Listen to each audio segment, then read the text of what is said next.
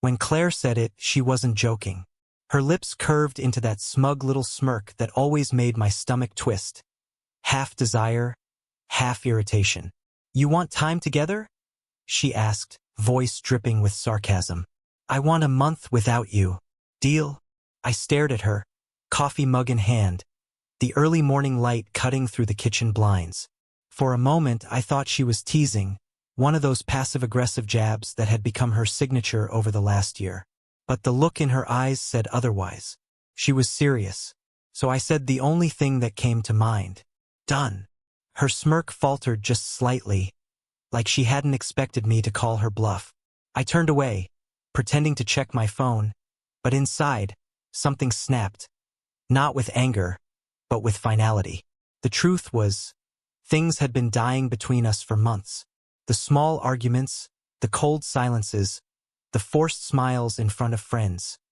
They had all added up. Claire had grown distant, almost performative, like she was playing the role of a disinterested wife perfectly rehearsed. That morning, she left for work without another word. The slam of the front door echoed through the house like a gunshot. By day 3, I realized something strange. I didn't miss her. Not even a little. I filled the silence with music, cooked for myself, even laughed once or twice at the ridiculousness of it all. My friends had warned me for years that Claire's world revolved around control. I used to defend her, saying she just had high standards. But now I could see it, the manipulation, the guilt, the constant need to test me. On day 6, a message popped up on my phone. "Hope you're surviving your month of freedom."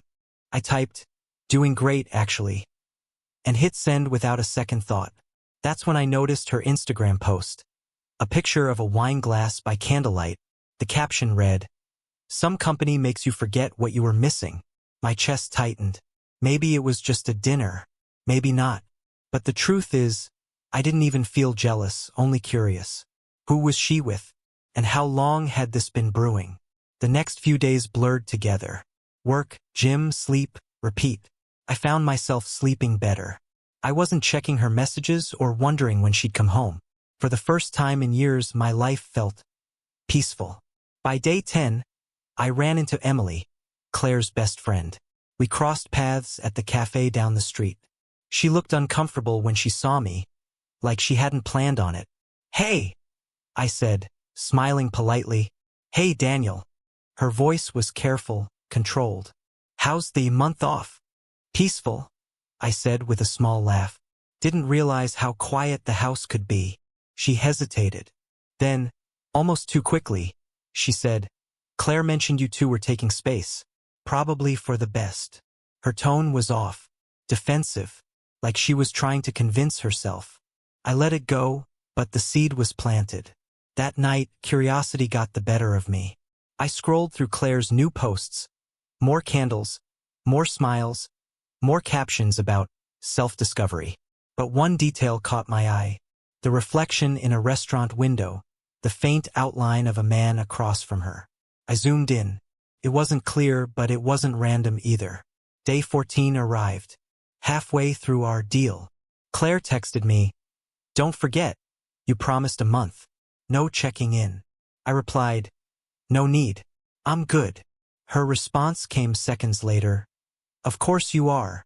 Something in those words felt sharp, like a blade wrapped in silk. She wanted me to break first, to chase her. That's how it had always worked. But this time I wasn't playing. When week 3 rolled around, I got an anonymous email. The subject line read, "Thought you should know." Inside was a photo. Claire, sitting at a bar, laughing, leaning in close to a man I'd never seen before. His hand was on hers. No caption. No sender. I just stared at the screen for a long moment, then exhaled slowly. My pulse didn't spike. My hands didn't shake.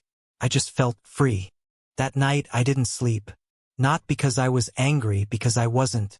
It was almost amusing how predictable it all was. Claire always needed an audience for her games.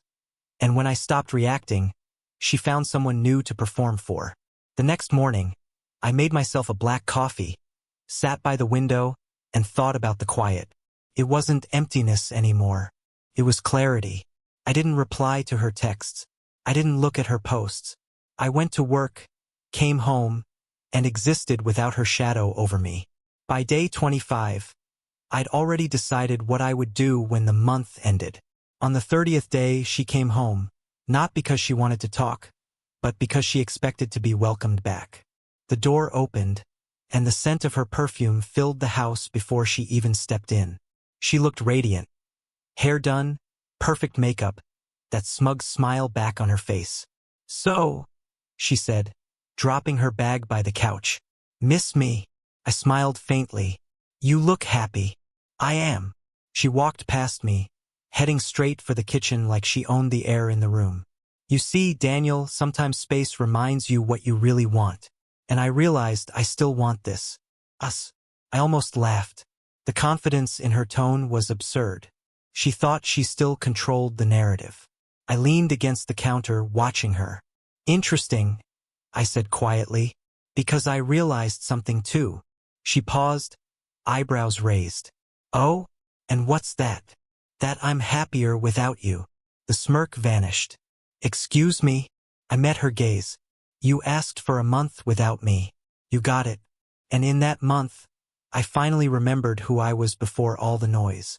Before the guilt trips, the cold shoulders, the constant mind games." Her expression hardened. "You think you can just walk away after everything?"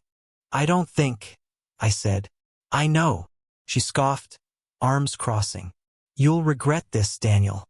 Don't forget you're nothing without me. You wouldn't last a week before you came crawling back." Her words might have once stung. Now they just sounded tired. I pulled out my phone and opened a photo, the one from the anonymous email. I turned the screen toward her. Her breath caught.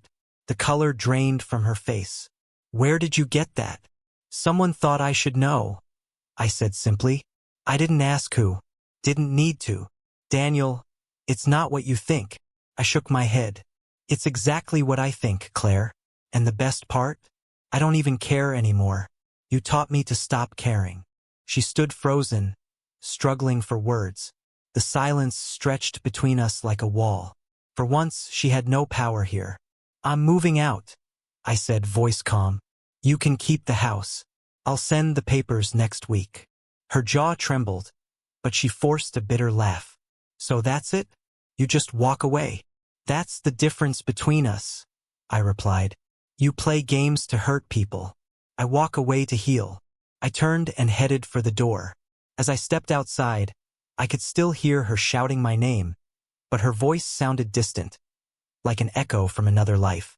2 weeks later, I was sitting at a cafe downtown when I saw Emily again. She smiled awkwardly, then hesitated before walking over. "Hey," she said. "You look better." "I am," I said, meaning it. She sat down, lowering her voice. "I need to tell you something. I'm the one who sent you that photo." I blinked. "You?" She nodded. I couldn't watch her keep lying. "She's been seeing that guy for months. I thought you deserved to know." I studied her face. Honest, nervous, guilt-ridden. Then I smiled softly. "Thank you."